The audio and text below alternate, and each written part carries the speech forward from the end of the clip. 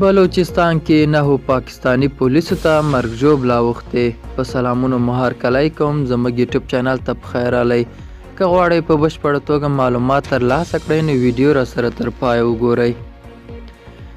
د ایران پولي ته څیرمه بلوچستان ایالت کې د یوې چاودنې له امله 15 پاکستانی سرتیري وژل شوي دي. پاکستانی رسنیو خبر ورکړی چې دا چاودنه پرون د بلوچستان ایالت د پنجګور ولسوالۍ اړوند سیمه کې شوې ده.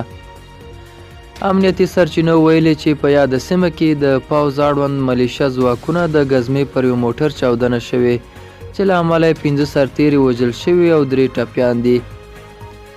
د پنجګور ولسوالۍ ځایي چارواکو چاودنه تایید کړې خو نور جزئیات یې نه دي ورکړي. د دې چاودنې مسؤلیت تر اوسه چا پر غاړه نه دی اخیستی، خو تر دې مخکې دا ډول چاودنو او بریدونو مسؤلیت د بلوڅانو ازادۍ غوښتونکي ډلې اخیست. دا پیښه په داسې حال کې شوې چې د پاکستان د حکومت او د تحریک طالبان پاکستان ترمنځ تر نامعلومې مودې پورې اوربند اعلان شوی دی. دا و زموږ نننی چمتو شوی ویډیو. تر بیا ښه وخت، ښې چارې.